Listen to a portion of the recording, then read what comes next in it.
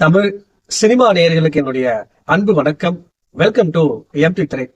இந்த ஷோல நம்ம என்ன பார்க்க போறோம் அப்படின்னா, சீன் நம்பர் 62 அப்படிங்கிற ஒரு தமிழ் திரைப்படத்தினுடைய ரிவ்யூ தான் நம்ம பார்க்க போறோம். இந்த படம் ஆல்ரெடி தியேட்டர்ல ரிலீஸ் ஆன ஒரு படம். இப்போ அமேசான் பிரைம் ஓடிடில அவைலபிளா இருக்கு. இந்த படம் வந்து பாத்தீங்கன்னா ஒரு வித்தியாசமான மிஸ்டீரியஸ் எலமெண்ட்டை மையமா வச்சிருக்கப்பட்ட ஒரு திரைப்படம். இந்த படத்தினுடைய ஒன்லைன் ஸ்டோரி என்ன அப்படின்னா, 5 ஆஸ்பிரிங் ஆக்டர்ஸை ஒரு ரூமுக்குள்ள அடைச்சு வைக்கிறாங்க. அவங்க என்னென்ன மாதிரியான விஷயங்களை பண்றாங்க அப்படிங்கிறத கேப்சரிங் பண்ணக்கூடிய ஒரு கதை தான். இந்த படத்தினுடைய ஆரம்பத்திலேயே ஒரு டைரக்டர் ஒரு ப்ரொடியூசருக்கு கதை சொல்ற மாதிரி ஆரம்பிக்கிறாங்க.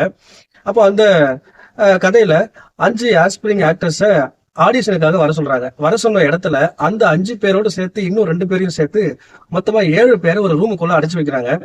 அவங்க என்னென்ன மாதிரியான விஷயங்களை பண்றாங்க, அந்த ரூமுக்குள்ள என்னென்ன மாதிரியான சம்பவங்கள் நடக்குது, அந்த கதைக்குள்ள வர டைரக்டர் யாரு, இந்த கதையை சொல்ற டைரக்டர் யாரு அப்படின்னு சொல்லி பல விஷயங்களை சொல்லக்கூடிய படம் தான் இந்த சீன் நம்பர் 62 படத்தினுடைய மீதி கதை.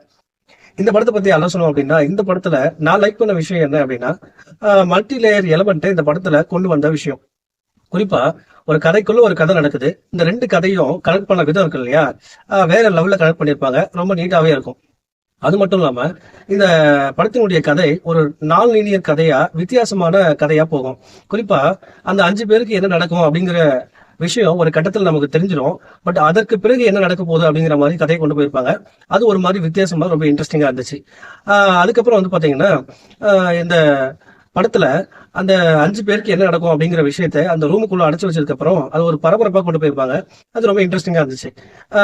கடைசியா அந்த கிளைமேக்ஸ்ல இந்த சீன் நம்பர் 62 அப்படிங்கிற டைட்டில் எதுக்கு வச்சாங்க அப்படிங்கிற விஷயத்த சொல்லியிருப்பாங்க. அந்த ரீசனிங்குமே வந்து பாத்தீங்கன்னா ரொம்ப நீட்டா ரசிக்கிற மாதிரி இருந்துச்சு. அதற்கு பிறகு வந்து பாத்தீங்கன்னா ஒரு கட்டத்துக்கு மேல இந்த படத்தினுடைய பரபரப்பு குறைஞ்சு போகுது. காரணம் என்ன அப்படின்னா, இது ஒரு சினிமாட்டிக் எக்ஸ்பீரியன்ஸா மட்டும் இல்லாம ஒரு சயின்டிபிக் எக்ஸ்பீரியன்ஸாவே இந்த படத்தை சொல்ல முயற்சி பண்ணியிருப்பாங்க. பட் அதுக்கான ரீசனிங் அண்ட் டீடைலிங் எல்லாமே வந்து பாத்தீங்கன்னா ப்ராப்பரா இருக்காது, இன்ட்ரெஸ்டிங்காவும் இருக்காது. குறிப்பா ஒரு கட்டத்துக்கு மேல இந்த கதையில தேவையில்லாத விஷயங்கள் எல்லாம் உள்ள கொண்டு வந்து சொல்ல ஆரம்பிச்சிருப்பாங்க. அது நமக்கு ஒரு மாதிரி போர் அடிக்கிற மாதிரி, சலிப்பு தட்டுற மாதிரி இருக்கும். மொத்தத்துல வந்து பாத்தீங்கன்னா ஒரு நல்ல படத்தை ஒரு தேவையில்லாத விஷயங்களை உள்ள கொண்டு வந்து கெடுத்தாங்க அப்படின்னு தான் சொல்லணும். ஓவராலா இந்த படத்துக்கு நான் கொடுக்குற ரேட்டிங் 5 to 2.5. அடுத்த மாசத்துல சந்திக்கலாம். ஒரு முறை ட்ரை பண்ணி பக்கத்துல தான் பாருங்க.